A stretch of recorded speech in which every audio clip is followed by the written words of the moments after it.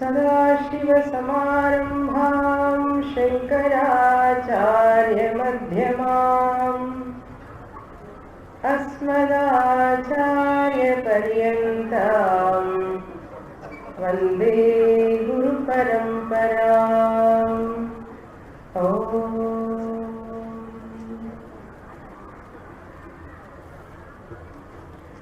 मैत्री इति उवाच याज्ञवल्क्यः उद्यास्यन्वै अरे अहम् अस्मात् स्थानात् अस्मि हन्तते अनया कात्यायन्या अन्तं करवाणि इति।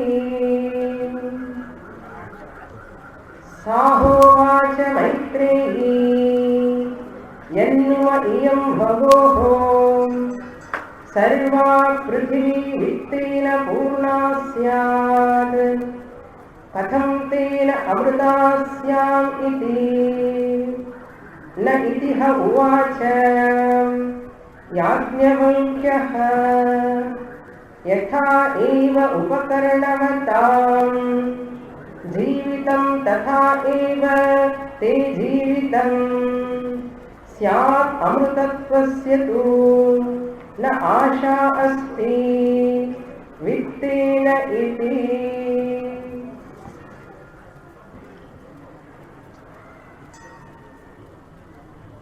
बृहदारण्यकोपनिषत् मधुकाण्डं ఉపదేశకాండం అని విన్నాం నిన్న. ఈ ఉపదేశకాండంలో రెండవ అధ్యాయమైనటువంటి ఈ మధుకాండంలో 4వ బ్రాహ్మణంలో ఈ యాజ్ఞవల్క్య మైత్రేయి సంవాదం వస్తుంది. మైత్రేయి బ్రహ్మవాదిని యాజ్ఞవల్క్యుని యొక్క పత్ని. యాజ్ఞవల్క్యుడు ఆత్మజ్ఞానాన్ని పొందిన తర్వాత జ్ఞాననిష్ఠా ప్రాప్త్యర్థం అంటే తాను పొందినటువంటి జ్ఞానాన్ని నిష్ఠగా జీర్ణించుకోవడం, దాన్ని నిష్ఠ అంటారు. జ్ఞానం అపరోక్ష జ్ఞానం, నేను బ్రహ్మస్వరూపాన్ని అనేటువంటి అపరోక్ష జ్ఞానాన్ని పొందడం ఒక మెట్టు.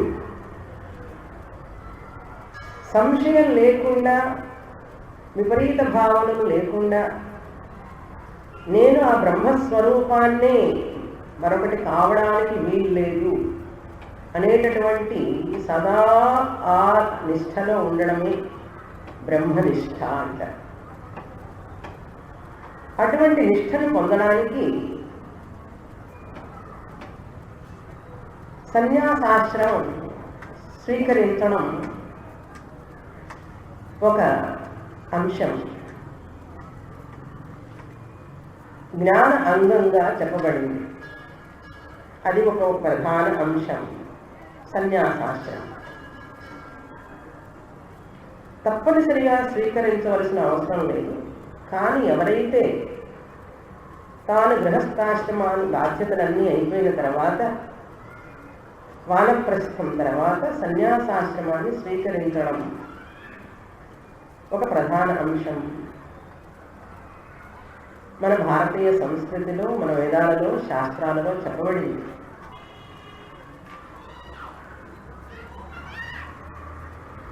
గృహస్థాశ్రమంలో కర్మలు చేయడానికి అర్హత ఉంది. పాంతం అంటారు. గృహస్థాశ్రమంలో యజమానికి తాను చేసే కర్మల వల్ల పుణ్యాన్ని సంపాదించుకోవడానికి వైదిక కర్మలు చేస్తారు. యజ్ఞం, యాగం, హోమం ఏవి చేసినా కూడా అవి చేయడానికి ఒక అర్హత కావాలి. మొదట గృహస్థుడు కావాలి. కర్మకాండలో పూర్వ భాగం వేదంలో ఉన్నటువంటివి అనుసరించడానికి మొదట వివాహం చేసుకోవాలి. మనిషి గృహస్థుడు కావాలి. గృహస్థుడైనటువంటి ఆ యజమాని పత్ని వచ్చిన తర్వాత యజ్ఞయాగాలు చెయ్యాలంటే, స్వర్గం వెళ్ళడానికి, జ్యోతిష్ఠోమ యాగం ఇట్లాంటివన్నీ చెయ్యడానికి పుత్రుడు కావాలి. యజమాని, పత్ని, పుత్రుడు. మానుష విత్తం, దైవం విత్తం, ఈ రెండు కూడా కావాలి. ధనము అవసరం, దైవం విత్తం కూడా కావాలి మనిషికి. అంటే పుణ్యాన్ని సంపాదించుకోవాల్సిన దానికి కావలసినటువంటి ప్రయత్నాలన్నీ చేయాలి. ఈ 5 ఉన్నప్పుడే ఆ వ్యక్తి కర్మ అనుష్ఠానం చేయడం జరుగుతుంది.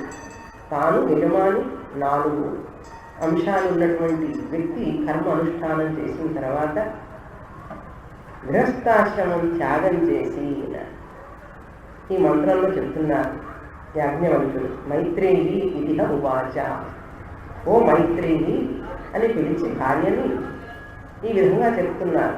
ఉవాచ యాజ్ఞవల్క్య ఏమని? ఉద్యాస్యన్మై అరే. ఉద్యాస్యన్, ఉత్ అంటే ఈ ఆశ్రమానికి పై ఆశ్రమం, ఆ ఆశ్రమానికి వెళ్ళడానికి నేను నిర్ణయించుకున్నాను. అస్మాత్ స్థానాత్,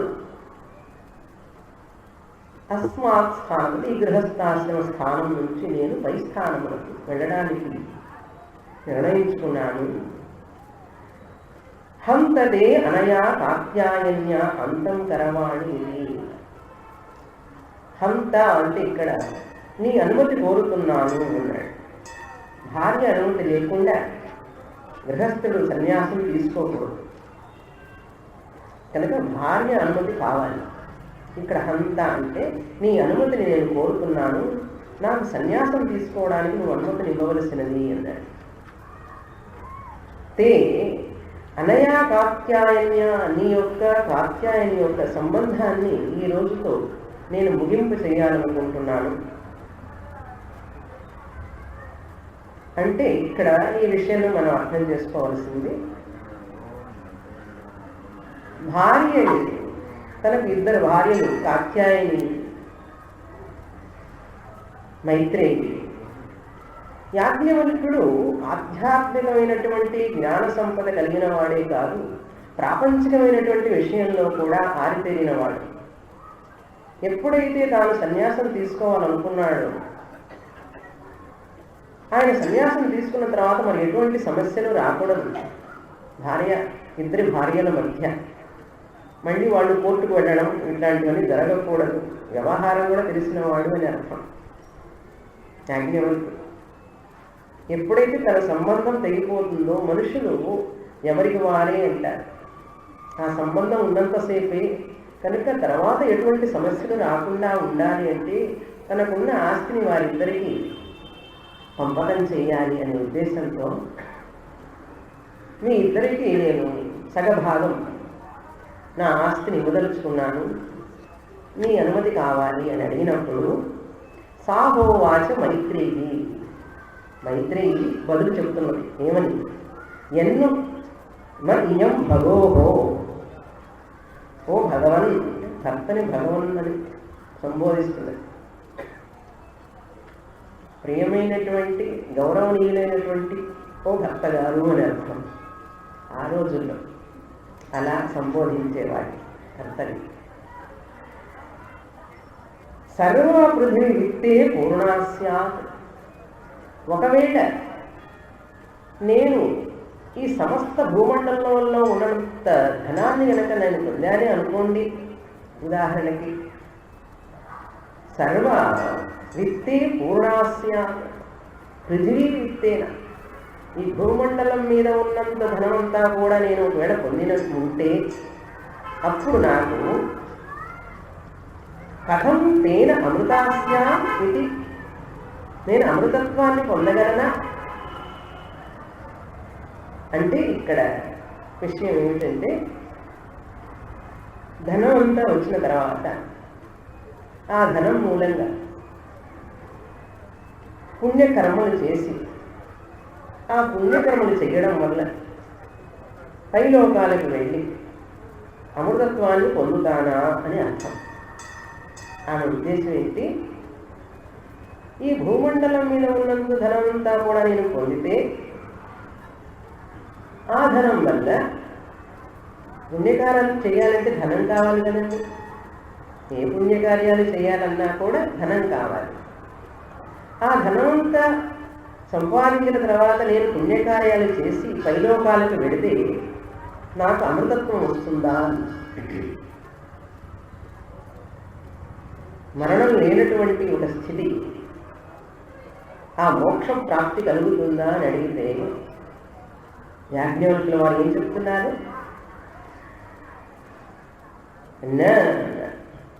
లేదు అన్నాడు. ఇది ఉవాచ యాజ్ఞవల్క్య, లేదమ్మా, ఈ భూమండలంలో ఉన్న ధనమంతా నువ్వు పొందినా, అవి పొంది నువ్వు కర్మలు అన్నీ చేసినా, ఆ కర్మల వల్ల పుణ్యం సంపాదించిన, ఆ పుణ్యం వల్ల నువ్వు పైలోకాలకు వెళ్ళినా నీకు అమృతత్వం లభించదు అన్నాడు. ఎందుకని అంటే, ఏ కర్మల వల్ల అయితే నువ్వు పుణ్యం సంపాదిస్తావో ఆ కర్మఫలం క్షీణిస్తుంది ఒకరోజు. ఆ కర్మఫలం క్షీణిస్తుంది ఒకరోజు.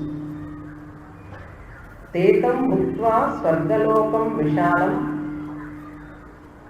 క్షీణే పుణ్యే మర్త్యలోకం విశంతి.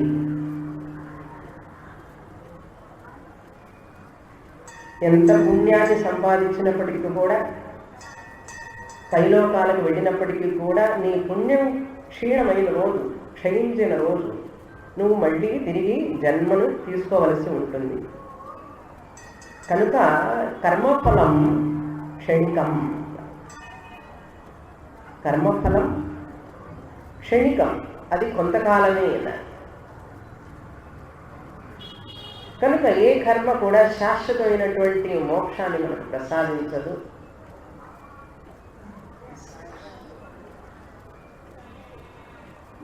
ఏ కర్మఫలమైనా సరే శాశ్వతం కాదు. అది సౌండ్ వస్తుంది, ఇప్పుడు వస్తుంది. ఏ కర్మఫలమైనా కూడా శాశ్వతం కాదు, అది అనిత్యమే అని చెప్పారు. క్షీణే పుణ్యే, పుణ్యం క్షీణించినప్పుడు మర్త్యలోకం విశంతి అన్నాడు. తేతం భుక్త్వ, దాన్ని అనుభవించిన తర్వాత. కనుక ఓ మైత్రేయి, ఈ పుణ్యకర్మల వల్ల ఊర్ధ్వలోకాలకు వెళ్ళినప్పటికీ కూడా, స్వర్గానికి వెళ్ళినప్పటికీ కూడా అది తాత్కాలికమే, అది అనిత్యం అన్నారు. దానివల్ల నీకు అమృతత్వం రాదు. అంతేకాదు, ఈ ధనం దేనికి ఉపయోగపడుతుందంటే, యథా ఏవ ఉపకరణవతాం జీవితం తథా ఏవతే. నువ్వు ఈ భూమండలంలో ఉన్న ధనంతా పొందినప్పటికీ కూడా ఎటువంటి భోగాన్ని అనుభవిస్తామంటే, ప్రపంచంలో చూస్తున్నాం కదా, బాగా డబ్బు ఉండి కోటీశ్వరులైన వాళ్ళు, ధనవంతులు, బిలియనైర్స్ అంటారు చూసారా, వీళ్ళందరూ కోటీశ్వరులు. వాళ్ళందరూ ఎలా సుఖం అనుభవిస్తున్నారో ఆ సుఖం లాంటిది నీ సుఖం కూడా అన్నాడు. అటువంటి ఆనందాన్ని పొందుతాం. ఉపకరణవతాం, అలా ఉపకరణంగా ఉంటుంది నీ ధనమే, కానీ నీకు అమృతత్వాన్ని ఇవ్వదు అన్నాడు. అంటే ఇక్కడ ధన నింద చేస్తున్నారు యాజ్ఞవల్క్యుడు. విత్త నింద అంటారు, ధన నింద. అర్థమనర్థం భావయ నిత్యం నాస్తి తతస్సుఖ లేశ సత్యం పుత్రాదపి ధన వాజాం భీతి సర్వైత్రేషా విహితా నీతి అన్నారు. మనీ, డబ్బు అనేటువంటిది, ధనం అనేటువంటిది మనిషికి శాశ్వత సుఖాన్ని ఇవ్వదు అన్నారు. అన్ని అనర్థాలకు కారణం ఆ ధనం. కానీ ఆ ధనాన్ని లక్ష్మి అన్నాం మనం. అనర్థం అంటే ఏమిటి? ధనం వద్దనే అర్థం. ధనం కావాలి, కానీ ఆ ధనం అనేటువంటిది మోక్షాన్ని ఇవ్వదు, సుఖశాంతులను ఇవ్వదు.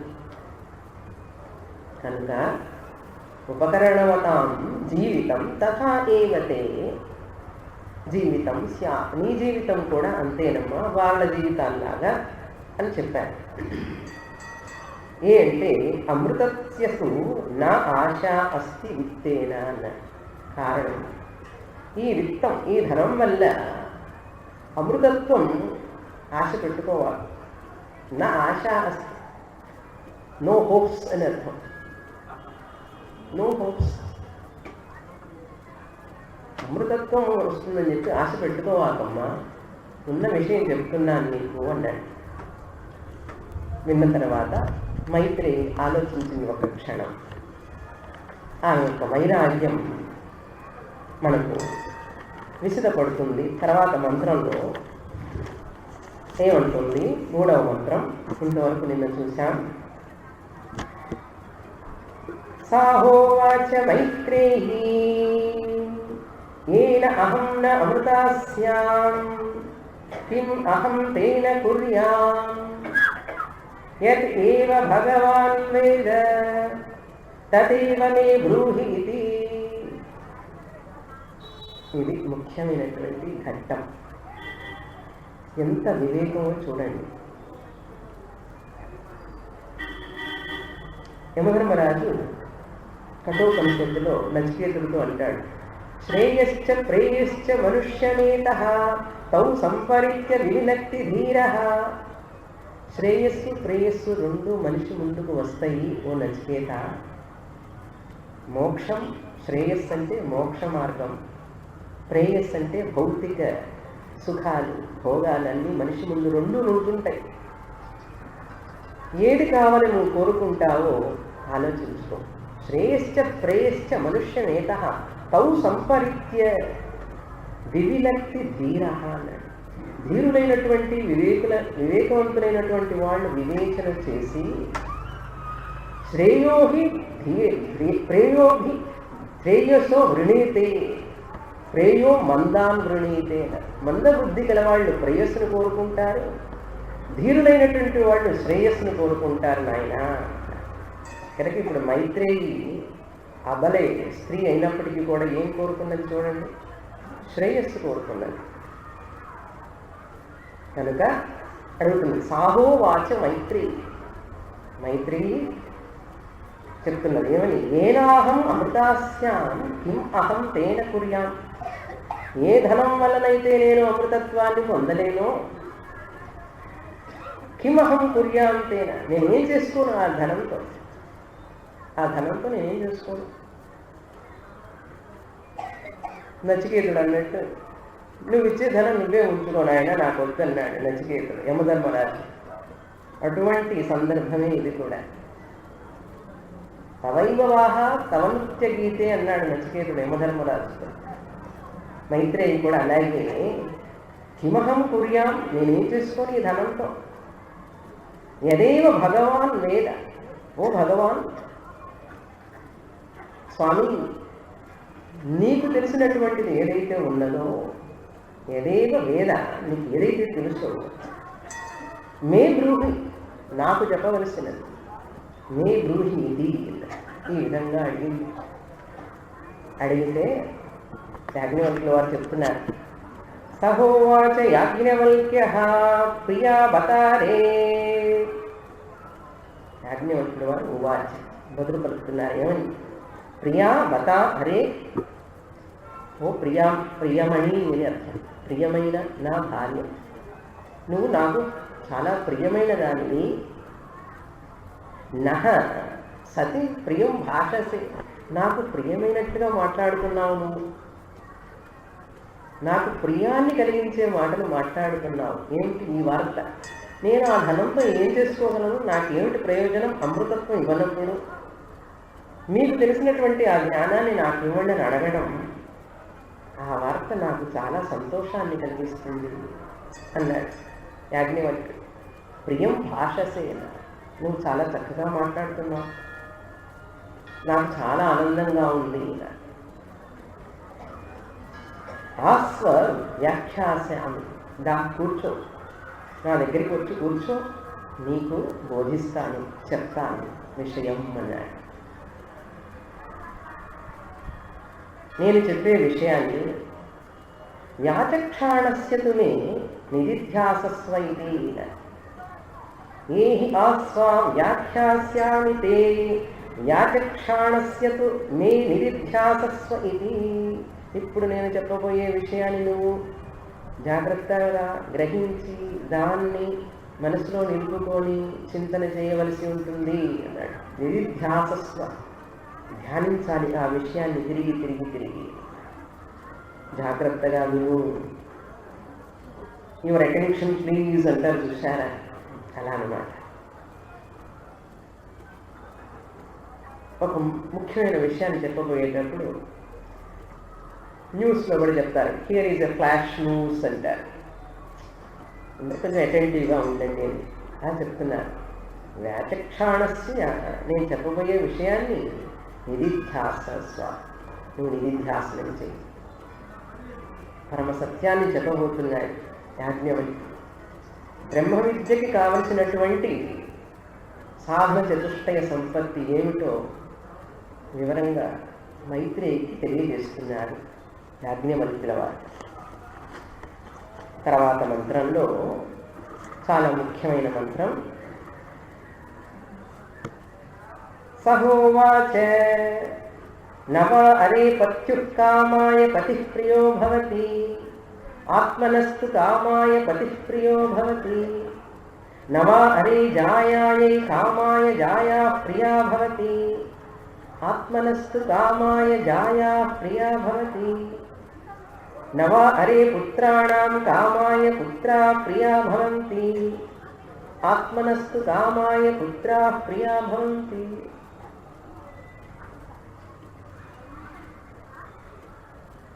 యాజ్ఞవల్క్యుల వారు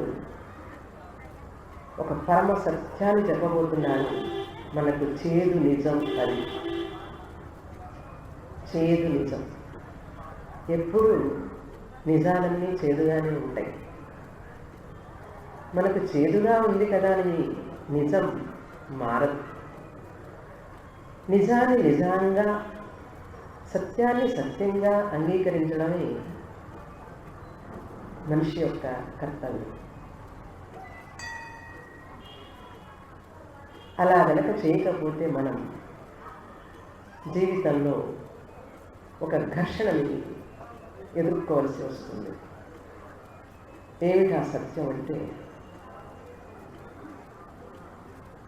అది కోయిన్సిడెన్స్. చూడండి, ఇవాళ వ్యాలంటైన్స్ డే. పాశ్చాత్యుల వ్యాలంటైన్స్ డే భారతదేశంలో చాలా ఉద్ధృతంగా జరుగుతోంది. ఆ వ్యాలంటైన్స్ డే అంతా బ్లఫ్ అని చెప్పంటున్నారు యాజ్ఞవల్క్యుల వారు. మొత్తం బ్లఫ్ అన్నారు. ఐ లవ్ యూ అనే వర్డ్ బ్లఫ్ అన్నాడు. చేదు నిజం అన్నారు. చూశారు, ఒక వ్యక్తి ఒక షాపుకి వెళ్ళి ఆ షాప్ కీపర్ని అడిగాడు, ఏమని, నాకు గ్రీటింగ్స్ కావాలి. కొంచెం దయానంద స్వామి వారు ఈ జోక్ చెప్తున్నారు ఇప్పుడు, నాకు గ్రీటింగ్స్ కావాలి, మంచి గ్రీటింగ్స్ చూపించమన్నాడు. ఆ షాప్ కీపర్ ఉన్న వాటిలో గ్రీటింగ్స్ అన్నీ చూసి మంచివి తీసి అతనికి ఇచ్చాడు. ఆ యువకుడు ఆ గ్రీటింగ్స్ తీసుకొని అన్నీ చూస్తున్నాడు, ఏది బాగుంటుందా అని చెప్పి. చాలాసేపు వెతికి వెతికి వెతికి కొన్ని తీసుకున్నాడు. తీసుకొని ఆ షాప్ కీపర్కి ఇచ్చి, వీటన్నిటికీ నాకు బిల్లు వేసి ఇవ్వండి, ఈ మొత్తం కావాలన్నాడు. ఆ షాప్ కీపర్కి అనుమానం వచ్చి, ఏంటప్ప ఇంతసేపు వెతికి వెతికి కొన్నాడు అని చెప్పి ఊరికి తెరిచి చూశాడు. ఐ లవ్ యూ అని ఉంది దాంట్లో, ఆ గ్రీటింగ్లో ఐ లవ్ యూ. ఎన్ని కొన్నాడో తెలుసా? ఐ లవ్ యూ ఓన్లీ అన్నాడు. ఐ లవ్ యూ ఓన్లీ అన్నాడు. నిన్నే నేను ప్రేమిస్తున్నాను అనేటువంటివి ఒక 2 డజన్లు ఇవ్వమన్నాడు. నిన్నే నేను ప్రేమిస్తున్నాను అనేటువంటి రాసిందండి గ్రీటింగ్లో. అది ఎన్ని కావాలంటే ఇతనికి 2 డజన్లు కొనుక్కున్నాడు. నిన్నే నేను ప్రేమిస్తున్నాను అని ఇవ్వడానికి నీకు ఎన్ని గ్రీటింగ్లు కావాలి? ఒకటే కదా.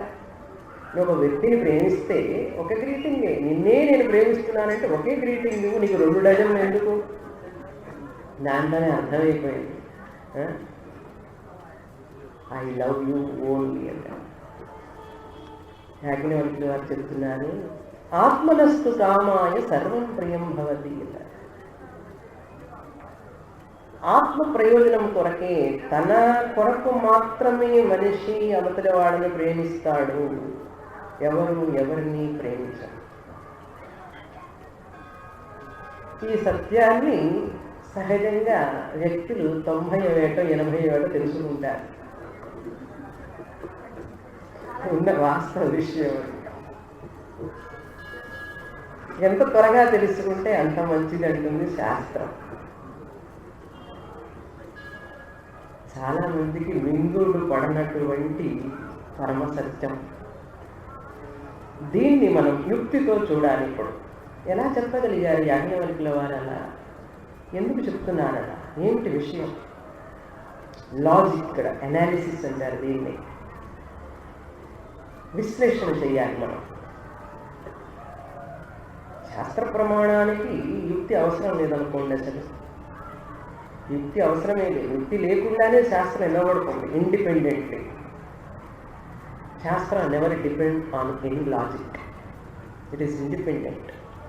బట్ స్టిల్ కొంతమంది మనుషుల కోసం, తృప్తి కోసం అక్కడక్కడ కొన్ని విషయాలు చెప్పబడతాయి. ఆ లాజిక్ ఏంటంటే చెప్తున్నారు,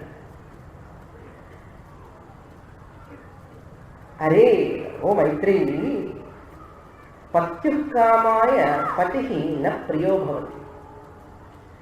కామాయ అంటే ఇక్కడ ప్రయోజనాయ.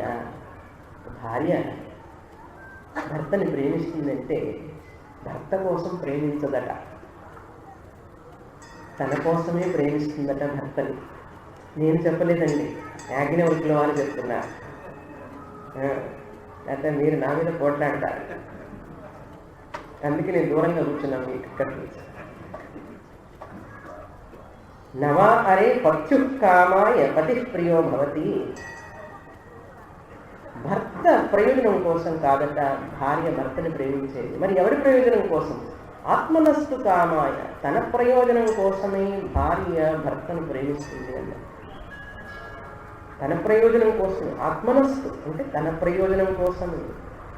భర్త తనకు సంతోషాన్ని ఇచ్చినంతసేపు, తనకు అనుకూలంగా ఉన్నంతసేపు భార్య భర్తని ప్రేమిస్తుంది. లేకపోతే ఏమిటి? డైవర్స్ ఆలోచన వచ్చేస్తూ ఉంటాయి. మనకు అనుకూలంగా లేనప్పుడు ఆ వ్యక్తిని మనం ఎందుకు ప్రేమించాలి?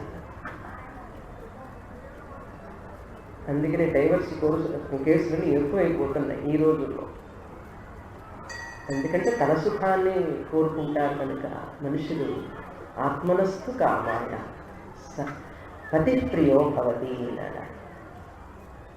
వివాహం చేసుకునే ముందు లవ్ మ్యారేజ్ ముందు హనీ అంటాడు, తర్వాత మనీ అంటాడు, తర్వాత శని అంటాడు. హనీ ఎలా, మనీ ఎల్లి, శని ఎట్లా ఉంటుంది అంటే.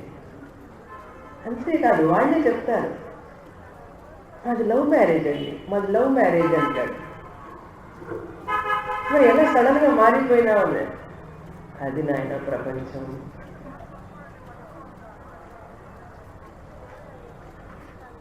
అదే ప్రపంచం. కనుక మానవుడు సత్యాల నుంచి పరిగెడుతూ ఉంటాడు. సత్యాన్ని ఎదుర్కోవడానికి భయపడతాడు. శాస్త్రం ఉంటుంది, సత్యాన్ని తెలుసుకో, సత్యాన్ని ఎదుర్కోవాలి అంటే. తర్వాత చెప్తున్నారు, అంతేకాదు భర్తకి భార్య కూడా నవా అనే జాయాయే కామాయ జాయా ప్రియా భవతి. భర్తకి భార్య ప్రియంగా ఉండడం భార్య కోసం కాదు, తన కోసం. భార్యను ప్రేమిస్తాడట భర్త, తన కోసం ప్రేమిస్తాడు కానీ భార్య కోసం ప్రేమించడట. ఇదంతా నటనేనా అండి అన్నారు. మరొక విషయం గ్రహించాలి మనం, ఇందులో ఎటువంటి దోషం లేదండి. ఒక వ్యక్తి తనను తాను ప్రేమించుకోవడం ఒక దోషం కాదు, మిస్టేక్ కాదు. అర్థం చేసుకోండి. తనను తాను ప్రేమించుకోవడం, తన కోసం పరులను ప్రేమించడం. ఎవరైతే తనకు సహకారం చేస్తున్నారో, ఎవరైతే తనకు అనుకూలంగా ఉన్నారో, యావద్విత్తో పార్జన సక్త తావన్ నిజ పరివారో రక్త. ఎంతకాలం నువ్వు ధనం సంపాదిస్తూ ఉంటావో, జీతం తీసుకొచ్చి ఆవిడ చేతికి ఇస్తావు, ఏమండి కాఫీ తాగండి, హాట్ కాఫీ ఇచ్చి సేవ చేస్తుంది. ఆమె సపర్యలు చేసేంతసేపు ఈయనకి ప్రేమ, ఈయన చేసినంతసేపు ఆవిడకి ప్రేమ, ఇద్దరికి ఒకరికొకరికి ఇంత ప్రేమ ఉంటుంది. యావద్విత్తో పార్జన సక్త తావత్ నిజ పరివార రక్త అన్నారు. అంతకాలం వాళ్ళు మనల్ని బాగున్నారండి బాగున్నారండి అని అడుగుతారు. ధనం ఉన్నంతసేపు మనల్ని కుశల ప్రశ్నలు వేస్తారు, క్షేమ సమాచారాలు మనల్ని అడుగుతూ ఉంటారు.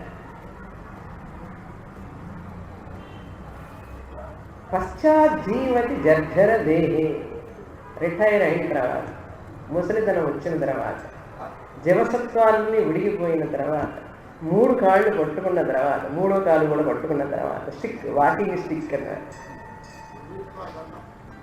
అందుకని old people old age homes అనకూడదటండి. ఇప్పుడు ఓల్డ్ ఏజ్ హోమ్స్ అని ఎక్కువైపోతున్నాయి కదండి. ఓల్డ్ ఏజ్ హోమ్స్ అని పెట్టకుండా సీనియర్ సిటిజన్స్ అనాలిట. ఓల్డ్ ఏజ్ హోమ్ అంటే వాళ్ళకి కొంచెం ఇన్సల్ట్గా ఉంది, మేము ఓల్డ్ పీపుల్ ఏంటి అన్నారు. అలా అనకుండా కొంచెం యూఫిమిస్టిక్ లాంగ్వేజ్ అనమాట. ఏంటది? Senior citizen home. Senior citizen అన్నా ఓల్డ్ ఏజ్ అన్నా ఒకటే కదా.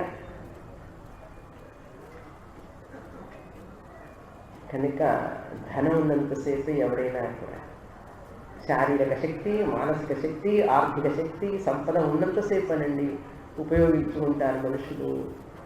అది తగ్గిపోగా కొంతమంది బయటకి వ్యక్తం చేస్తారు, కొంతమంది చేయరు, అంతే. కొంతమంది డీసెంట్గా వ్యక్తం చేస్తారు, కొంతమంది డీసెంట్గా చేయరు, ఇంట్లో వ్యక్తులే. కానీ అలా చెప్తే వాళ్ళు బాధపడతారని లోపల అనుకుంటూ ఉంటారన్నమాట. జాయే కామాయ జాయా న ప్రియా భవతి నవా అరే. ఆత్మనస్తు కామాయ జాయా ప్రియా భవతి. తన ప్రియం కోసమే భార్య తనకు ప్రియం అన్నాడు. కనుక భార్య ఆరోగ్యవంతంగా ఉన్నంతసేపు, సహాయం చేస్తున్నంతసేపు, ధనం ఇస్తున్నంతసేపు, అంటే అమ్మ వాళ్ళ ఇంటి నుంచి ధనం వస్తున్నంతసేపు ఎదురు చూస్తుంటాడు మనిషి. ధనం, ఆశ అనేటువంటిది మహాభయంకరమైనటువంటి వ్యాధి అని చెప్పాలి. అందుకే మన వాళ్ళు ఏం చెప్తారు, ధన పిశాచి అంటారు. చూడండి, పాపం ఆ ధనలక్ష్మిని పిశాచి కూడా అన్నారు. ఎప్పుడు కూడా నీకు అత్యాశ ఎక్కువైపోతే, ధన కాంక్ష ఎక్కువైపోతే దాన్ని అది పిశాచంలాగా పట్టుకుంటుంది. నేను ధనం వెంట మనం పరిగెట్టకూడదు, మన వెంట ధనం రావాలి. కానీ మనం చూసే ఈ లోకంలో అందరూ ఎక్కడికి పరిగెడుతున్నారండి? ధనం వెంట పరిగెడుతున్నారు. ధనం ధన రూపంలోనే కాదు, పుత్రుడు కూడా ధన రూపమే కదా. నవాహరే పుత్రాణం కామాయ పుత్రా ప్రియా భవంతి. పుత్రుడి కోసం పుత్రుడు ప్రియం కాదుట తల్లిదండ్రులకి. ఆత్మనస్తు కామాయ పుత్రా ప్రియా భవంతి. తల్లిదండ్రులు, అమ్మా నాన్నలు వారి సుఖం కోసమే పిల్లల్ని ప్రేమిస్తారట. పిల్లల కోసం వాళ్ళు పిల్లల్ని ప్రేమించారు. చాలా కష్టంగా ఉంది కదండి వినడానికి, చాలా కష్టం. కానీ 100కి 100 సత్యం. అలా అని మనం ఒకరినొకరు ద్వేషించుకోవాల్సిన అవసరం లేదు. అది కాదు అర్థం ఇక్కడ మనం తెలుసుకోవాల్సింది. ఇంటికి వెళ్ళి మీరు మా స్వామిని ఇలా చెప్పారు, ఈవేళ మీరు నన్ను ప్రేమించడం లేదు, అని చెప్పి పోట్లాడబెట్టుకోవద్దు. ఇది మనం బుద్ధిపూర్వకంగా గ్రహించవలసిన విషయమే. కానీ అవతల వాళ్ళు ద్వేషిస్తున్నారని కాదు, వాళ్ళు మనం ప్రేమిస్తున్నారు. కానీ దేనికి ప్రేమిస్తున్నారు? మనం వాళ్ళకి ఉపయోగపడుతున్నాం, వారికి ప్రయోజనంగా ఉన్నాం. మనము అంతే కదా, మనకు వాళ్ళు ఉపయోగపడబట్టే కదా మనం కూడా వాళ్ళని ఉపయోగించుకుంటున్నాం. మనం ఎలాగో వాళ్ళు అలాగే. ఇది ధర్మం. శ్రూయతాం ధర్మ సర్వస్వం శ్రుత్వా చైవావధార్యతం ఆత్మనస్తు ప్రతికూలాని అన్నారు. పరేషాం న సమాచరే. నీకు ఏది ఇష్టమో నువ్వు ఇతరులు చేస్తే నువ్వు అదే ఇతరులకు చెయ్యి అన్నాడు. అందరూ నన్ను ప్రేమించాలని, అన్నీ నాకు ఇవ్వాలని నువ్వు కోరుకుంటావు కదా, పైకి చెప్పకపోయినా కూడా ఇస్తే తీసుకుంటావు కదా ఆనందంగా. ఎవరికి ఉండదండి కోరిక? ఇది సహజం సహజం సహజం. కనుక పుత్రులను కూడా ఒక భార్యాభర్తలకి చిన్న శిశువు జనించగానే పిల్లవాడు పుట్టాడు. మీకు ఒకసారి చెప్పుంటాను కదా, కానీ ఈ సందర్భంలో చెప్తాను. శిశువు పుట్టంగానే మగపిల్లవాడు ఎదుగుతున్నాడు, చక్కగా ముద్దుగా బొద్దుగా ఉన్నాడు. చాలా ధనవంతులు వాళ్ళు. ఆ కొడుకును చూసుకొని వాళ్ళు ఆనందంగా సంతోషంగా కాలం గడుపుతున్నారు. ఆ అబ్బాయి పుట్టంగానే కలిసి వచ్చింది జాతకం. ఆ తండ్రి చాలా ధనవంతుడైపోయినాడు, బిజినెస్లో బాగా ధనం వచ్చేసింది. అంతా రాగానే ఒకరోజు ఆ పిల్లవాడు నెలల పిల్లవాడుగా ఉన్నప్పుడు ఉయ్యాల్లో పడుకొని నిద్రపోతున్నాడు. నిద్రపోతూ ఉంటే ఇంకా దానికి ముందు ఇంకా కథ ఉందని, ఆ పిల్లవాడు ఎదుగుతూ ఉన్నాడు.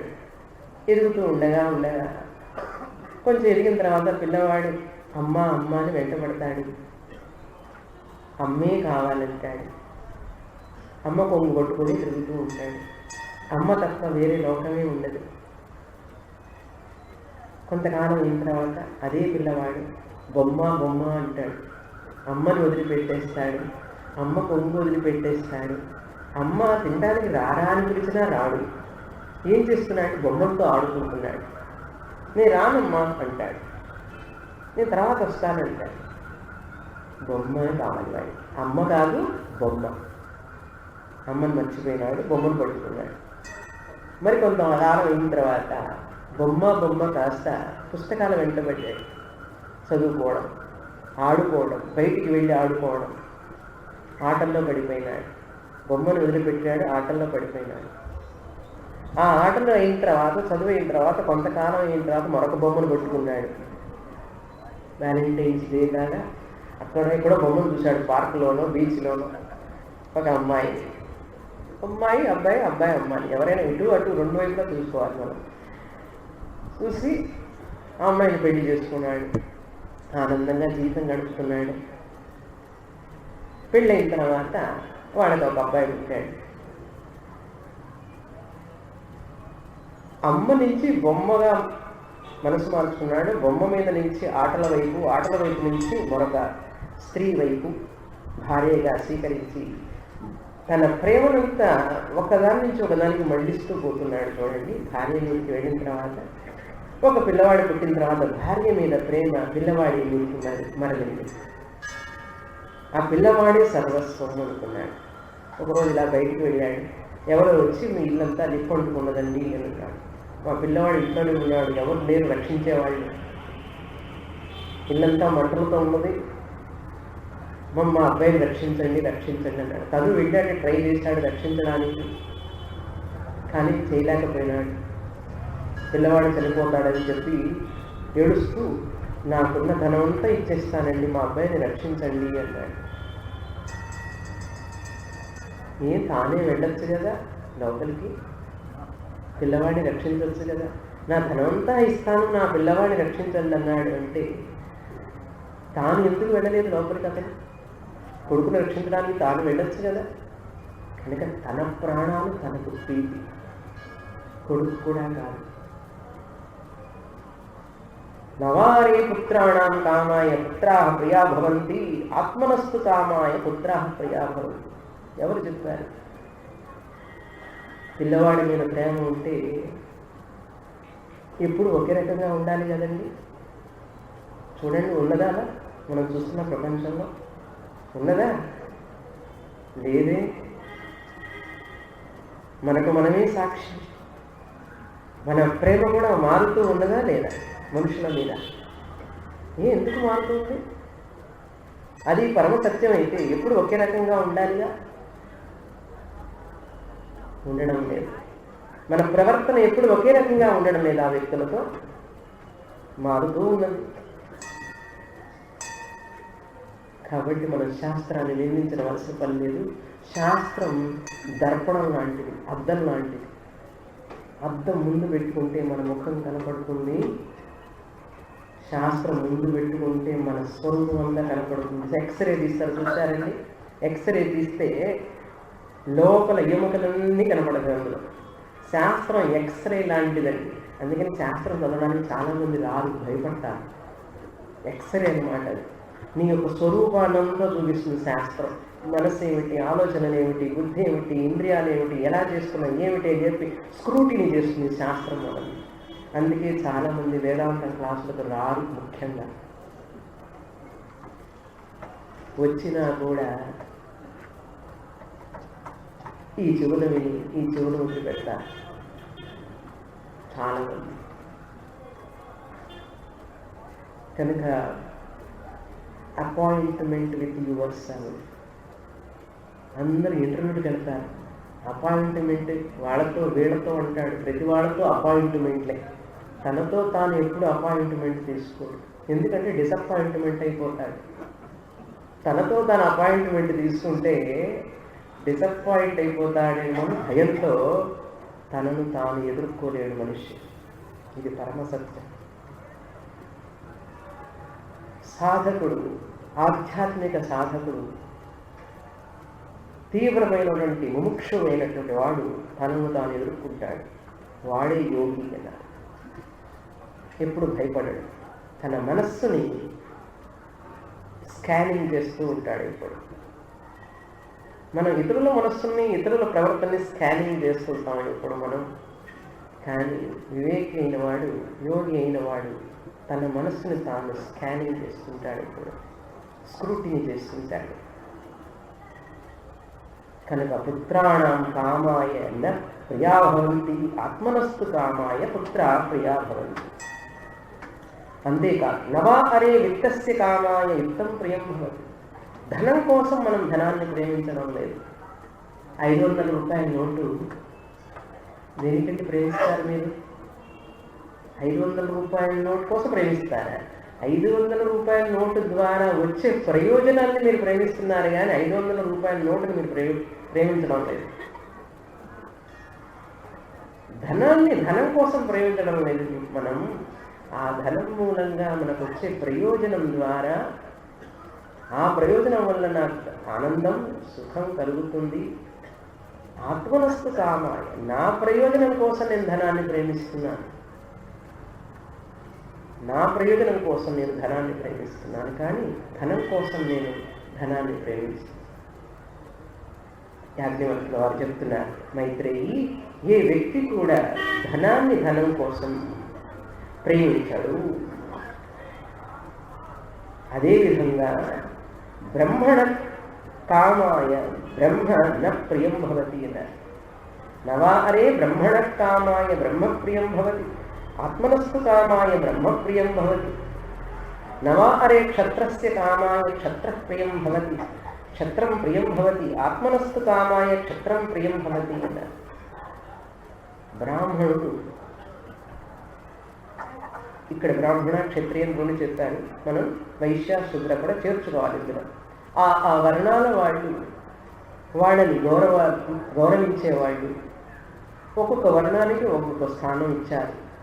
చాతుర్వర్ణ్యం మయా సృష్టం గుణకర్మ విభాగశః. పాదోస్య ముఖమాసీత్ బాహూరాజన్యకృతః ఊరూదదస్య యద్వైశ్యః పద్భ్యాగం శూద్రో అజాయత. 4 వర్ణాలు కూడా భగవంతుడు స్వరూపమే అని భగవంతుడు చెప్పాడు. పురుష సూక్తంలోనూ చెప్పాడు, భగవద్గీతలోనూ చెప్పాడు. 4 వర్ణాలు కూడా నా యొక్క స్వరూపమే, వారి వారి గుణ కర్మలను బట్టి నేను నిర్ణయించానన్నాడు. కనుక క్షత్రియులు, బ్రాహ్మణులు మనం గౌరవిస్తున్నాం, పూజిస్తున్నట్టు వాళ్ళ కోసం కాదు, మన ప్రయోజనం కోసం మనం పూజిస్తున్నాం. బ్రాహ్మణుడిని గౌరవించేవాడు బ్రాహ్మణుడి కోసం గౌరవిస్తున్నాడా ఏమిటి? ఆ బ్రాహ్మణుడిని గౌరవిస్తే తనకు ప్రయోజనం వస్తుందని చెప్పి అతన్ని ప్రేమిస్తున్నాడు. క్షత్రియుడినైనా అంతే. మరొక అంశం, ఏ కులమైనప్పటికీ కూడా, ఏ వర్ణం వారైనప్పటికీ కూడా ఆ వర్ణాలు, మన వర్ణధర్మాలు, ఆశ్రమ ధర్మాలు, ఆ కులాలను బట్టి వారి వారి కర్తవ్యాలు నిర్వర్తించుకోవడం ఇచ్చాడు భగవంతుడే. కానీ కులాల పేరుతో దురభిమానం పెంచుకొని మనుషులు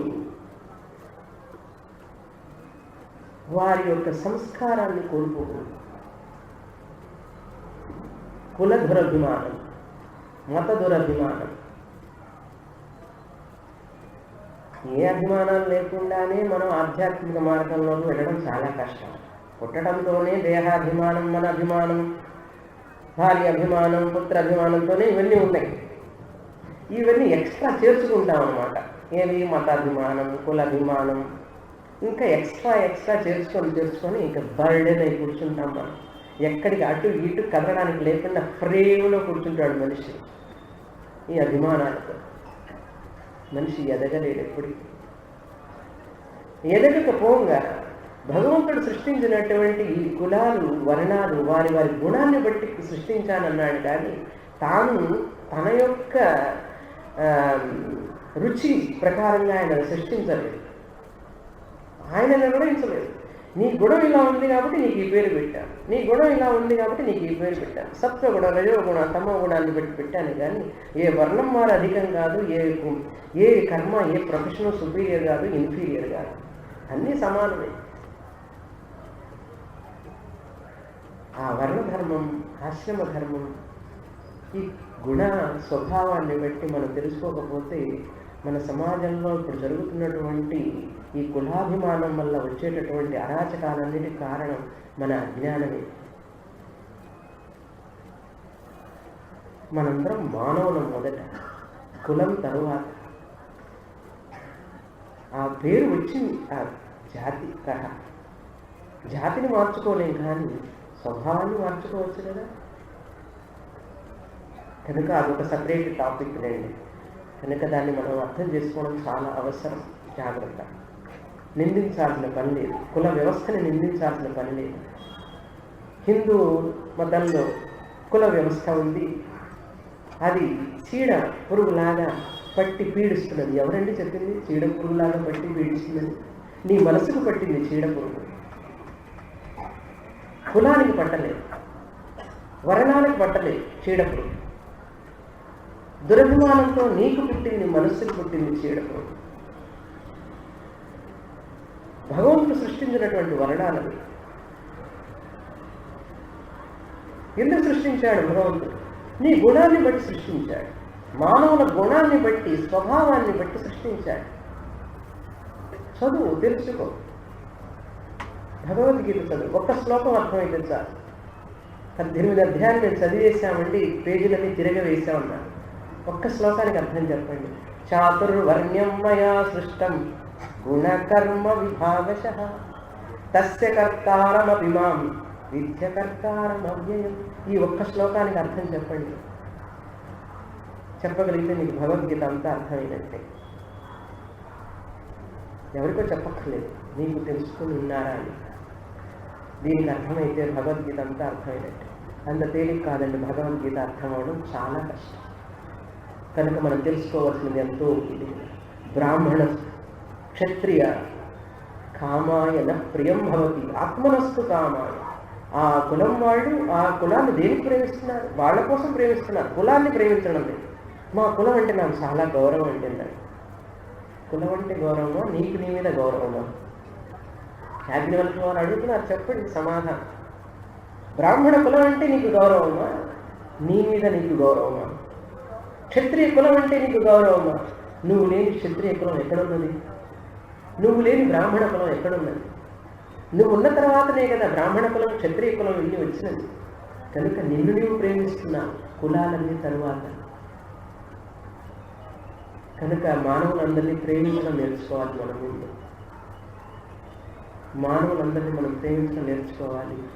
హిందూ అయిన వాడు నిజంగా హిందూ అనుకుంటే గర్జించడం కాదు, హిందువుగా జీవించడం నేర్చుకోవాలి. మనం హిందువుగా జీవించిన రోజు గర్జించవలసిన పని లేదు. జీవించేవాడు గర్జిస్తాడు.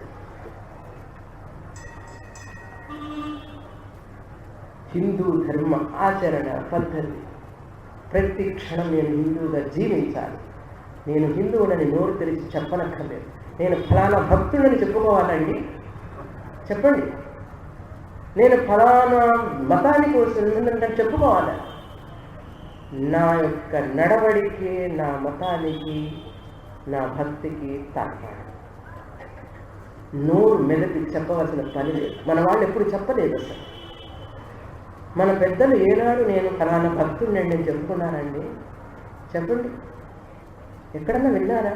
నేను వెళ్ళలేదు. మా తాతయ్య గారు, మా అమ్మమ్మ గారు చెప్పడం, నేను ఫలానా దేవుడు యొక్క భక్తుడండి. ఏమిటది? ఎందుకు ఈ వ్యామోహం? ఎందుకు చెప్పుకోవాలి? భక్తి అనేటువంటిది మనసులో ఉండవలసిన విషయం. ఒక మతము, ఒక ఆచారం అనేటువంటిది సాధన కోసం ఇచ్చాడు భగవంతుడు, చెప్పుకోవడానికి కాదు బయటికి. నీ ధర్మం ఎంత గొప్పది, నీ మతం ఎంత గొప్పది అనేటువంటిది నువ్వు చెప్పుకుంటే వచ్చేది కాదు. మన వాళ్ళు చెప్పుకోలేదు, ఆచరించారు, జీవించి చూపించారు. మనం ఆచరించకుండా, జీవించకుండా మాట్లాడితే దానికి రక్షణ లేదు. ఈ ధర్మాన్ని రక్షించదలుచుకుంటే మనం ప్రతి ఇంట రామాయణం, భారతం, భాగవతం ఉన్నాయా? మీ ఇంట్లో చూసుకోండి వెళ్ళి. ప్రతి ఇంట్లో రామాయణం, భారతం, భాగవతం, భగవద్గీత ఉండి తీరాలి. నేను హిందువుని కనుక అయితే, ఈ సనాతన ధర్మాన్ని నేను పాటించేవాడిని అయితే, నా ఇంట్లో ఆ పుస్తకాలు ఉండి తీరాలి. నేను క్షుణ్ణంగా చదివి తీరాలి. 24,000 శ్లోకాల్లో ఎక్కడ ఏది అడిగినా చెప్పగలిగిన స్థితిలో నేను ఉంటే నేను హిందువు. 1,00,000 శ్లోకాల్లో భారతంలో ఉన్న శ్లోకాలని నాకు ఎక్కడ ఈ ధర్మ సూక్ష్మం తెలిసి నేను హిందువుని. ఈ సనాతన ధర్మానికి నేను ఫౌండేషన్. భాగవతంలో ఎన్ని అవతారాలు ఉన్నాయి, భగవంతుడి యొక్క లీలలు ఏమిటని నాకు తెలిసి ఉండాలి. అప్పుడే నేను హిందువు. బయటికి చెప్పుకోవడానికి కాదు, దేశాలపై గర్జించడానికి కాదు. ఈ ధర్మం పునాది ప్రపంచం మొత్తానికి శాంతి. భగవద్గీతలో ఎన్ని శ్లోకాలు ఉన్నాయి, ఎన్ని అధ్యాయాలు ఉన్నాయి, ఏమిటి అధ్యాయాల పేర్లు తెలుసుకోవాలి. 3 స్క్రీన్లు చూస్తున్నాం మనం ప్రతిరోజు. Cell phone screen, TV screen, computer screen. 3 స్క్రీన్లు వదిలిపెట్టాం. రామాయణ, భారత, భాగవత స్క్రీన్ వదిలిపెట్టేస్తాం. ఇప్పుడు ఎందుకు వదిలిపెట్టాలి? ఈ స్క్రీన్లు చూసి తెచ్చుకోలేనటువంటి బాధలు కొనుక్కుంటున్నాం మరి మానసికంగా, శారీరకంగా. ఎక్కడికి పోతున్నారు మన పిల్లలు? ఎటువైపు పరిగెడుతున్నారు వాళ్ళు? ఏ రోజైనా మన పిల్లలకు పుస్తకం కొనిచ్చామా? రామాయణం, భారతం, భాగవతం. ఒక పుస్తకాన్ని కొనడానికి భయపడతాం. మనం ఒక మంచి పుస్తకం ఇవ్వలేకపోతే మన పిల్లలకి, ఒక మంచి విలువలు అయినటువంటి ఒక పంచతంత్ర కథలు ఏదో ఒకటి ఇవ్వలేకపోతే వాళ్ళు వేరే సాహిత్యం వైపు పరిగెడతారు, వేరే మోడల్స్ వైపు పరిగెడతారు. కనుక మనం ఏం చేస్తున్నాం మన పిల్లలకి? కనుక ఆచరణ, ఆచరణ, ఆచరణ. నోరు మెదపకుండా ఆచరణ చేయడమే మన పని. Talk less, listen more, study more. కనుక మనం ఇది సైలెంట్ ఏమనాలి దీన్ని? అదొక రివల్యూషన్, ఇవల్యూషన్ లాంటి రివల్యూషన్, సైలెంట్ రివల్యూషన్. కనుక మనం ధన్యులం. పూర్వజన్మ మహాపుణ్యం చేసుకుంటే ఈ యొక్క భూమి మీద పుట్టి మనం ఇటువంటి ఉపనిషత్తులు చదివే భాగ్యం మనకు కలిగింది. ఇటువంటి భాగ్యాన్ని కోల్పోకూడదు మనం ఎటువంటి పరిస్థితుల్లో కూడా. ఆ 3 స్క్రీన్ వదిలిపెట్టేయండి. టింగ్ టింగ్ టింగ్ అంటూనే ఉంటుంది ఆ సెల్ ఫోన్. మనల్ని ఎంత డైవర్ట్ చేస్తున్నాం. కంప్యూటర్ అయినా టీవీ అయినా ఈ స్క్రీన్లు పట్టుకొని వేలాడుతున్నాం. మనం పూర్వీకులు ఇచ్చినటువంటి ఈ సంపదని మనం మర్చిపోతున్నాం. ఏం పొందుతున్నాం? మనం సుఖాన్ని పొందుతున్నామా? పోనీ ఆనందాన్ని పొందుతున్నామా? శాంతిని పొందుతున్నామా? Air pollution, water pollution, everything is pollution. ఎక్కడ చూసినా అరాచకం, అక్రమం, దురాగతాలు. ఎందుకని ఇటువంటి సమాజంలో ఉండాలి నేను? ఎవరు దీనికి బాధ్యులు? ఎవరో ఎలా బాధ్యులు అవుతారు?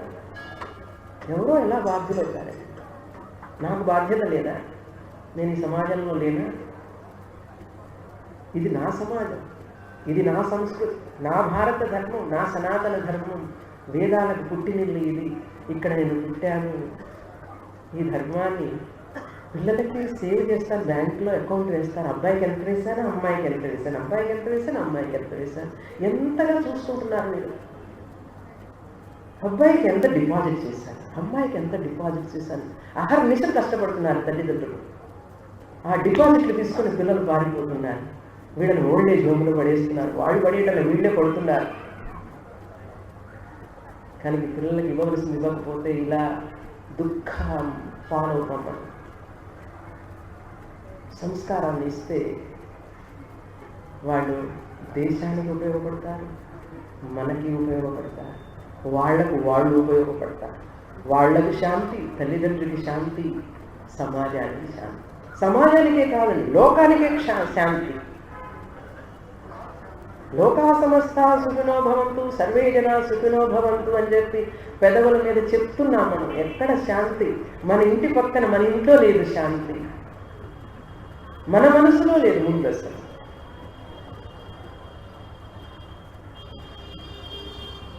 కంప్లైంట్, బాడీ నిండా కంప్లైంట్, మనసు నిండా కంప్లైంట్. ఎక్కడ శాంతి?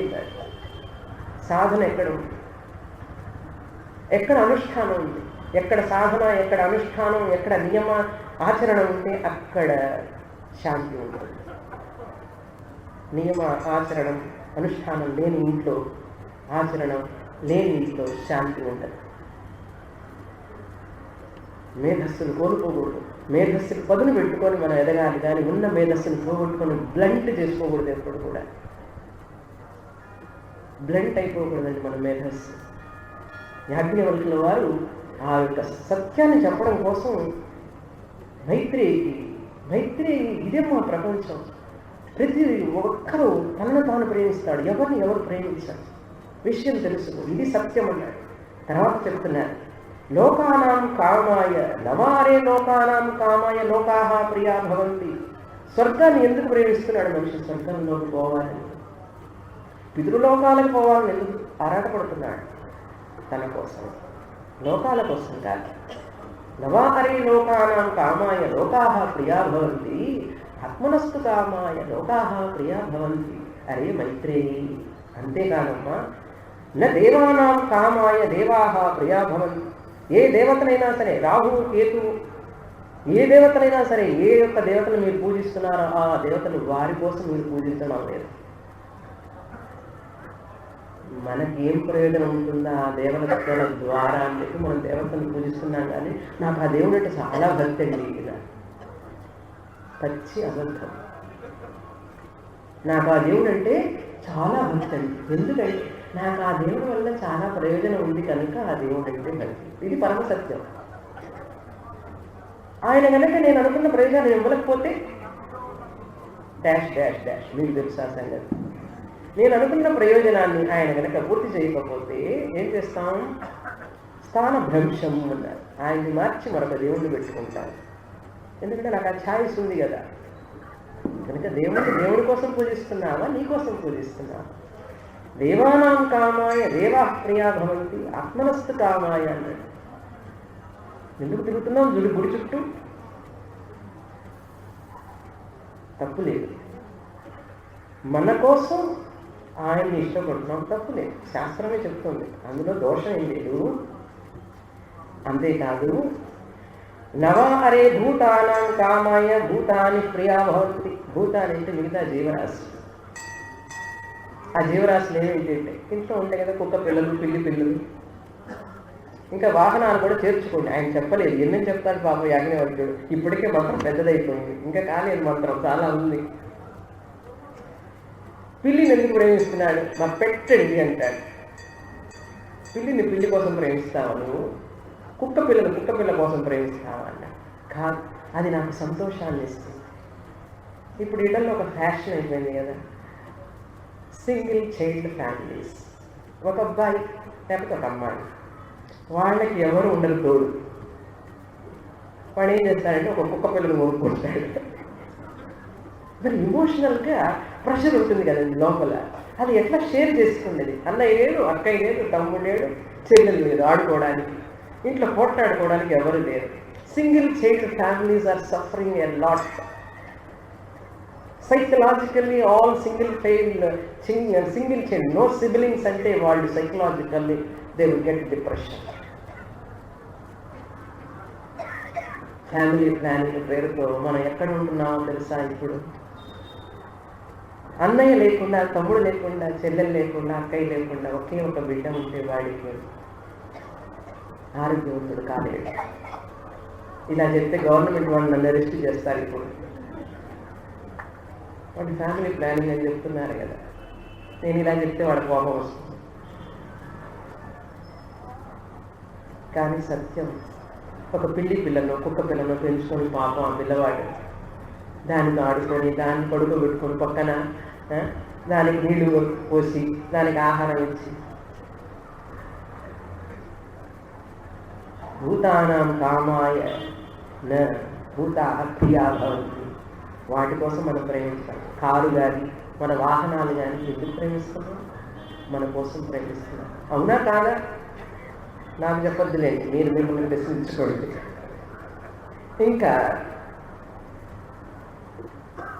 యాజ్ఞవల్క్య వారు ఎన్నని చెప్పేది మైత్రేయి? నవా హరే సర్వస్య కామాయ సర్వం ప్రియం భవతి. ఈ సర్వం మొత్తాన్ని, ఇంకా అన్నీ నేను ఒకటిగా చెప్పలేనమ్మా, అన్నీ అంతే అంటాడు ప్రపంచంలో. అన్నీ అంతే. సర్వస్య కామాయ సర్వం ప్రియం భవతి. ఆత్మనస్తు కామాయ సర్వం ప్రియం భవతి. తన ఆత్మ కోసమే, తన కోసమే అన్నీ ప్రియంగా ఉంటాయి అన్నాడు. తర్వాత చెప్పాడు, అయితే ఏమిటంటారు ఇప్పుడు అని అంటే, తస్మాత్, ఇక్కడ లేదనుకోండి, తస్మాత్ ఈ కారణం చేత. ఇది యుక్తి అంటారు, దీన్ని లాజిక్ అంటారు. శాస్త్రంలో పలికే ప్రతి మాట, ప్రతి పదం మనల్ని ఉద్దేశించి చెప్పేది, మనిషిని ఉద్దేశించి చెప్పేది. ఏం చెప్తున్నారు ఇక్కడ? నవా అరే ప్రియం భవతి అని చెప్పిన తర్వాత లాస్ట్గా ద్రష్టవ్య, శ్రోతవ్యో, మంతవ్యో, నిధిధ్యాసితవ్య. ఆత్మనస్తు కామాయ సర్వం ప్రియం భవతి. ఆత్మా వా అరే ద్రష్టవ్య. $1 బిలియన్ వర్త్ స్టేట్మెంట్. ఈ భాగం చాలా ముఖ్యమైనది. ఇప్పుడంతా చెప్పిందంతా కథండి. కథ అంటే కథ అనుకోకండి, నిజంగానే అది లాజిక్. ఇప్పుడు అసలు టీచింగ్కి వస్తున్నారు యాజ్ఞవల్క్యుల వారు. ఎందుచేత ఏ వ్యక్తి దేనిని ప్రేమించడు, తన కోసమే అన్నీ తను ప్రేమిస్తున్నాడు కనుక, తన ఆత్మ కోసమే, తన కోసమే ప్రేమిస్తున్నాడు కనుక, ఆ కనుక అనేది ముఖ్యమండి.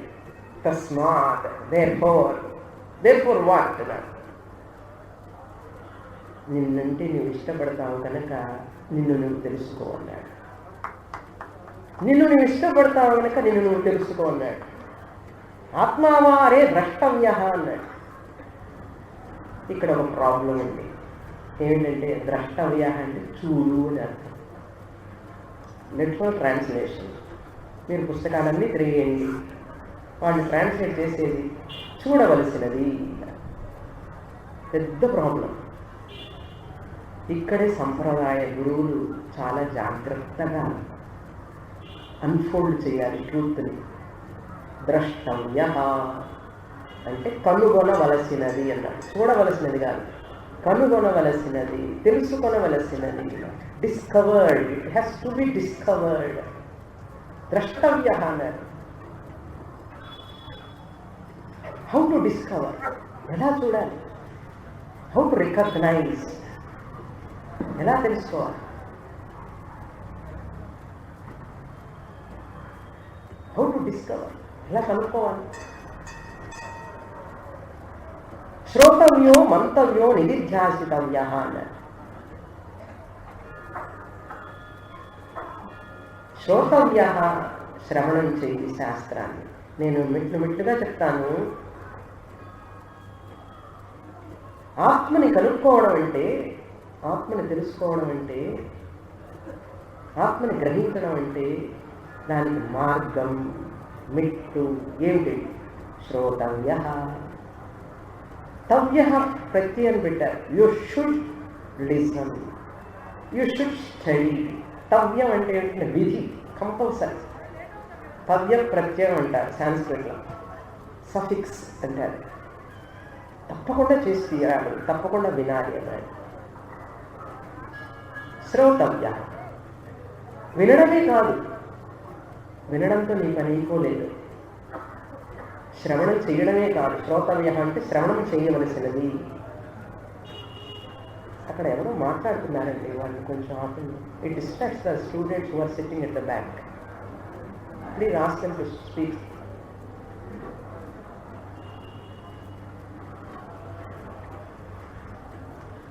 శ్రోతవ్య, శ్రవణం చేసిన తర్వాత శ్రవణం వల్ల నీకు అజ్ఞాన నివృత్తి జరుగుతుంది. ఆత్మ అజ్ఞాన నివృత్తి, నీ అజ్ఞానం పోతుంది. శ్రవణం జరగడం వల్ల ఆత్మ అజ్ఞానం పోతుంది. బ్రహ్మ అంతటా ఉన్నాడో లేదో తెలుసుకోలేం, కానీ సెల్ ఫోన్ అంతటా ఉందని మీకు తెలిసిపోతుంది కదా. బ్రహ్మ అంతటా ఉన్నాడో లేదో మనం తెలుసుకోలేకపోతున్నాం. సెల్ ఫోన్ బ్రహ్మం కంటే సర్వవ్యాధి. ఓకే. శ్రోతవ్య, వినవలసినది. వినడం వల్ల మనకు అజ్ఞానం పోతుంది. ఏ అజ్ఞానం పోతుంది? ఆత్మ అజ్ఞానం పోతుంది. ఏ ఆత్మ అజ్ఞానం అయితే మన దుఃఖానికి కారణమో ఆ ఆత్మ అజ్ఞానం పోతుంది. దానితో అయిపోయిందా మన పని అన్నాడు. కాదు అన్నాడు. మననం చెయ్యన్నాడు. మంతవ్య అన్నాడు. మంతవ్య అంటే మననం చెయ్యి. Reflect upon that. For what? దేనికోసం? To remove your doubts. సందేహ నివృత్తి. విన్నంత మాత్రాన సందేహాలు పోవండి. ఇప్పుడు నేను చెప్పంగానే మీకు ఆత్మజ్ఞానం వచ్చేసిందా? మీరు ఒప్పుకుంటారా? చెప్పండి. మన బుద్ధి చాలా నిజాయితీ కలిగినటువంటి, అంత తేలిక ఒప్పుకోదు. దానికి చాలా తెలివి ఎక్కువ. బుద్ధి కదండి, అంత తొందరగా ఒప్పుకోదు. దాన్ని సమాధానపరచాలి మనం. ఇది ఇందువలన కరెక్ట్, ఇది ఇందువలన అని చెప్పాలి. అలా శాస్త్రంలో చెప్పే విషయాలన్నీ కూడా, ఒక్క విషయం చెప్తుంది శాస్త్రం, నువ్వు చూసే ప్రపంచం అంతా కూడా మిథ్యా, సత్యం కాదన్నది. కంటికి కనపడనటువంటి బ్రహ్మం సత్యం ఉంది. ఎలా? సందేహం. అందుకని మననం చేయాలి. విన్నటువంటి విషయాన్ని మననం చేయగా సంశయాలన్నీ పోతాయి. మనం శ్రవణం చేసేటప్పుడే ఆ యొక్క సంశయాలన్నీ ఒకటికి వస్తూ ఉంటే, సంశయాలన్నీ మన పక్కన పెట్టుకొని వింటూ ఉంటే, మళ్ళా తిరిగి ఆ ఒక్క ఆవు కానీ గేదెలు ఉండే చూసారా, ఇవన్నీ ఏం చేస్తాయి? ఆహారం గబగబా తినేసేసి ఒక చోటికి వెళ్ళి కూర్చొని ఏం చేస్తాయండి? తెలుగులో చెప్పండి. అబ్బా, స్వచ్ఛమైన తెలుగులో చెప్పారు, చాలా సంతోషం. నెమరు వేస్తాయి. మ్యాస్టికేటింగ్ అనమాట. ఎందుకండి నెమరు వేయడం? తినేసింది కదా, మరి తిన్నదాన్ని గొడ్డులోకి తెచ్చుకొని నెమరు వేయడం ఎందుకండి చెప్పండి? ఎంత చక్కగా కూర్చొని కళ్ళు మూసుకొని నెమరు వేస్తున్నది. ఆనందంగా, బ్రహ్మానందంలో ఉంటుంది అది. దానికి తెలుసు ఏమని, నేను తిన్నటువంటి ఈ గడ్డి నేను నెమరు వేయకపోతే రేపు పాలు రావు బయటికి. పాలు ఇవ్వాలి కదండి.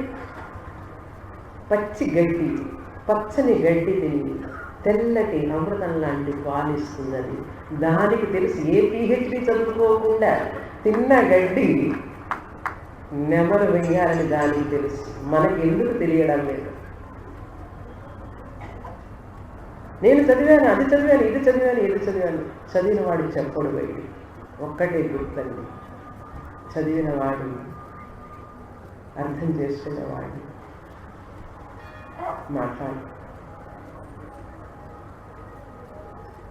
మాట్లాడంటే మౌనంగా ఉంటాడని కాదు అర్థం. ఇంకా తెలుసుకోవాల్సింది ఉంది. దాంట్లో అనేకమైనటువంటి విశ్లేషణలు చేసి తెలుసుకోవాల్సి ఉంది. అంత తేలికగా ఆత్మజ్ఞానం ఎస్టిమేట్ కాదు. కనుక మన నుంచి మంతవ్య. ఎవరు చెప్తున్నారు ఇక్కడ? నేను మాట్లాడే మాటలన్నీ నాది కాదండి, యాజ్ఞవల్కుల వారి. నేను ఒక పైప్ లైన్ లాంటి దాన్ని ఇక్కడ. మా గురువులు ఇచ్చినటువంటి విద్యని నా ముఖంగా ఇక్కడ మీ ముందు చూస్తున్నాను అంతే. శాస్త్రంలో చెప్పినటువంటి విషయాలు ఎవరు కొత్తగా నూతనంగా చెప్పేది ఏమీ లేదు, చెప్పవలసిన పని లేదు. ఎవరన్నా చెప్తున్నానంటే ఇది నా ఇన్వెన్షన్ అన్నారంటే జాగ్రత్త, వెళ్ళకండి అక్కడికి. ఇది నా ఇన్వెన్షన్, నేను కొత్తగా కనుక్కున్నాను అని ఎవరైనా అని మిమ్మల్ని అట్రాక్ట్ చేస్తే మీరు వెళ్ళారంటే మీరు బుట్టలో పడ్డారు అని అర్థం, ట్రాక్డ్ అని అర్థం. You have lost your track. కనుక మన పూర్వీకులు ఇచ్చినటువంటి ఈ యొక్క విద్య మనకు ఆశ్చర్యకరం, అమేజింగ్ అంటారు. అమేజింగ్. ప్రపంచ దేశాలన్నింటినీ కదిలిస్తున్నది. అట్లా పరమ సత్యాన్ని చెప్పబడింది ఇక్కడ. అటువంటి ఋషులకు వారసులం మనం. ఎంత మేధస్సు, ఎంత మేధస్సు! జీనియస్ అంటే జీనియస్.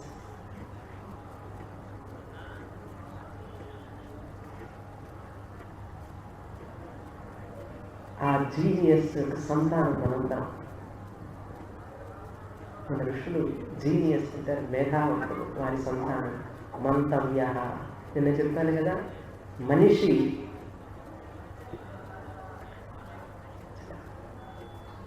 Talking fast. కొంచెం please help me, please get up, go and tell them.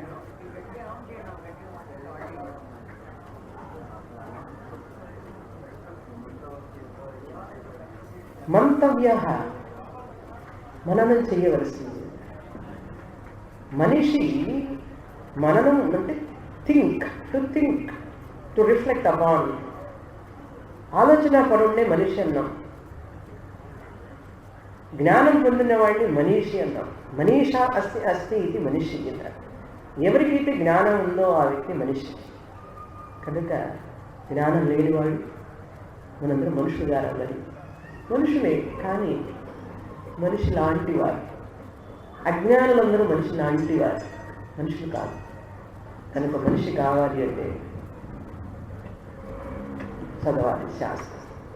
ఏమంటే అంత కష్టపడి చదవాలా వ్యక్తి? మీరు మనుషులు కాదని అన్నప్పుడు మేము మనుషులమే కదా అన్నాడు. మనిషి రూపంలో ఉన్న అజ్ఞానమైనటువంటి మూఢుడు అంటారు శాస్త్రం. మూఢదేహీ ధనాగమ కృష్ణం పురుషద్బుద్ధి మనసి కృష్ణం ఎల్లభసే నిజ కర్మోపాత్తం విత్తంతేన వినోదయ చిత్తం. మూఢ జహీహి అన్నాడు. మూఢుడా అంటున్నది శాస్త్రం. మనం మనిషి ఆత్మ అజ్ఞానంలో ఉన్నంతసేపు మూఢుడే ఎవరైనా సరే. ఎందుకంటే అతని ఆలోచనలన్నీ కూడా తప్పుదారిలోనే ఉంటాయి. కనుక మూఢత్వం నుంచి బయటపడటానికి ప్రయత్నం చేయాలి. అది దోషం కాదండి. అజ్ఞానంతో పుట్టాం, ప్రకృతి సహజం. కానీ పుట్టడంతోనే అజ్ఞానంతో పుట్టడం మన దోషం కాదు. అజ్ఞానంతో జీవించడం, చనిపోవడం దోషం అయింది. అజ్ఞానంతో పుట్టడం దోషం కాదు, అజ్ఞానంతోనే జీవించడం దోషం. అధర్మం పరుడు కావడం దోషం కాదు, అధర్మం పరుడు కానీ జీవించడం, చనిపోవడం దోషం. ధర్మ మార్గం నుంచి తప్పిపోవచ్చు ఎప్పుడైనా కూడా, పొరపాటు. అంత మాత్రం చేత జీవితం అంతా అలాగే జీవించాలని ఎక్కడా లేదు. చనిపోయేటప్పుడు కూడా అధర్మపరుడు కానీ చనిపోకూడదు. శాస్త్రం అవకాశం ఇస్తుంది మనకు. మన పెద్దలు మనకు అవకాశం ఇచ్చారు. టేక్ ఎ ఛాన్స్ అగైన్ అన్నారు. వన్ మోర్ టైం 99 సార్లు ఇచ్చాడు శిశుపాలుడి కృష్ణుడు. కంసుడికి ఎన్నిసార్లు ఇచ్చాడు ఛాన్స్. రావణాసుడికి, రావణ ఇవాళ వెళ్ళి రేపు రా అన్నాడు రాముడు గారు. రావణుడు బుద్ధి మారిందా? సాక్షాత్ పరమాత్మను చూస్తూనే రావణాసుడి బుద్ధి మారలేదు. కనుక దేవుడి అవతారం చూసినంత మాత్రాన మనిషితో చెడగుణాలు పోబడింది. కంసుడిని చూస్తూనే ఉన్నాడు కృష్ణుడు, కంసుడు మారాడా? కృష్ణుని చూస్తూనే ఉన్నాడు దుర్యోధనుడు మారాడా? రావణాసురుడు రాముల వారిని చూస్తూనే ఉన్నాడు, రావణాసురుడు మారలేదు. కనుక భగవంతుడు కూడా ఏమి చేయలేడు దుర్మార్గుడు. వాడంతట వాడు మారాలని కోరుకుంటే తప్ప భగవంతుడు కూడా నిస్సహాయుడే. భగవంతుడా అని ఇట్లా పైకి అనడం వల్ల కాదు. యాజ్ఞవల్క్య వారు చెప్తున్నారు, నిధిధ్యాసితవ్యాహ అన్నాడు. కాంటెంప్లేట్, నిధిధ్యాసనం చేయి. మనలో ఉన్న విపరీత భావనలన్నీ పోవాలి. నేను జీవిని, పాపిని, నాలో తప్పులు ఉన్నాయి, నేను ఈ జన్మంతా నా వృధా అనేటువంటి ఆలోచనలతో ఉండకూడదు. మనం నిధిధ్యాసనం చేసి మనోబుద్ధి అహంకార చిత్తాని నాహం నచ శ్రోత్రజిహ్నే నచ ఘ్రాణనేత్రే నచ వ్యోమ భూమిర్న తేజో న వాయు చిదానందరూప శివోహం శివోహం నచ ప్రాణసంజ్ఞో న వై పంచవాయు న వా సప్తధాతుర్న వా పంచకోశా. నేను పంచకోశాలు కాదు. నవత్పాణిమానం నచోపస్థవాయు, నే కర్మ ఇంద్రియాలు కాదు, జ్ఞాన ఇంద్రియాలు కాదు. మరి ఎవరి నేను? చిదానందరూప శివోహం శివోహం. నేను ఆత్మని తప్ప మరి ఏది కావడానికి వీల్లేదు. ఇవన్నీ కూడా ఒక తాటి మీద పాముని మనం ఎలాగైతే భ్రమతో చూస్తామో అలాగే ఆత్మ మీద ఇవన్నీ మనం భ్రమతో ఆపాదిస్తున్నాం. ఇలా శ్రవణం మననం చేస్తే ఏంటిటా నిధ్యాసనం చేస్తే హరే మైత్రేయి ఆత్మనో వా అరే దర్శనేన, ఈ ఆత్మని దర్శించడం వల్ల, దర్శనేన అంటే మళ్ళీ కళ్ళతో చూడటం కాదండి, ఆత్మని కళ్ళతో చూడలేము, చెవులతో వినలేము, చేతితో పట్టుకొని తాకలేము. దర్శనేన అంటే బుద్ధితో గ్రహించి, understanding. Nothing is required than understanding. We have to understand that other than understanding there is nothing is required అని తెలుసుకోవడమే మోక్షం. కనుక గ్రహించవలసిన విషయమే కానీ ఇది వస్తుతంత్రం జ్ఞానం, నటు కర్మతంత్రం. దీనికి ఏమి చేయవలసిన పని లేదు. చేయవలసినంత కర్మ ఉపాసనంతా అక్కడ పూర్వభాగం మీద తయారు చేసే విషయం అక్కడ. నువ్వు తయారు కావాలి. మనస్సు, బుద్ధి, చిత్తం, అహంకారం, మనస్సు అన్నీ కూడా తయారు చేసుకొని పాత్రుడు అయిన రోజు ఇక్కడ జ్ఞానం వస్తుతంత్రం. ఈ పుష్పం చూపిస్తే కళ్ళతో మీరు చూడంగానే జ్ఞానం వస్తుంది, మీరు వద్దన్నా వస్తుంది. ఏమని? పుష్పం అనే జ్ఞానం వస్తుంది. మీకు ఇక్కడ ఏమైనా ఛాయిస్ ఉందా? దీంట్లో ఛాయిస్ ఉందా? మీకేమన్నా కళ్ళతో చూశారు, పుష్పం జ్ఞానం వచ్చిందా లేదా? అఫ్కోర్స్ మీ కళ్ళు బాగా పనిచేస్తూ ఉంటే, ఏ ప్రాబ్లం లేకుండా ఉంటే తప్పకుండా వస్తుంది. And there is no choice here. కానీ కర్మ అనేటువంటిది ఇక్కడ కూర్చోవడమా వెళ్ళిపోవడమా అనేది నీ ఛాయిస్. ఎవరి ఛాయిస్ లేదు. కర్తృతంత్రం, కర్త మీద ఆధారపడి ఉంటుంది కర్మ. జ్ఞానం వస్తుతంత్రం. ఆ ఇంద్రియం పనిచేసినంటే ఆ జ్ఞానం వచ్చి తీరుతుంది. అదేవిధంగా ఆత్మ అనేటువంటి దర్శనేన శ్రవణేన మత్యా విజ్ఞానేన, నిధిధ్యాసన ద్వారా, మననం ద్వారా, శ్రవణం ద్వారా జ్ఞానం యోగం యొక్క మెట్లండి అన్ని అంగాలు. ఇదం సర్వం విదితం అన్నాడు. ఏక విజ్ఞానేన సర్వ విజ్ఞానం. ఒక్క విషయం తెలుసుకుంటే ఆత్మని సర్వం విదితం అన్నాడు, అంతా తెలిసిపోతుందన్నాడు. ఇలా జ్ఞానాన్ని పొంది ప్రపంచం మొత్తాన్ని మన యొక్క భారత మాతని అట్లా గురువుగా తీసుకుని నిలబెట్టగలగాలి మనమందరం ఇక్కడ ఉన్నవాడు. అందుకు మనం పుట్టాం. అంతేకాని చౌకబారు సినిమాలు, చౌకబారు సీరియల్స్, ప్రోగ్రామ్స్, అనవసరమైనటువంటి కార్యక్రమాల్లో తలదూర్చి మన సమయాన్ని వృధా చేసుకొని జ్ఞాన సంపన్నం కాకుండా ఏదేదో కలెక్షన్గా చేస్తూ మన ధర్మానికి మనం గొడ్డలు పెట్టు లాంటి ఒక స్థితిని కల్పిస్తున్నాం. అలా కాకూడదు. మనం చదవండి, బాగా చదవండి, తెలుసుకోండి విషయాలు.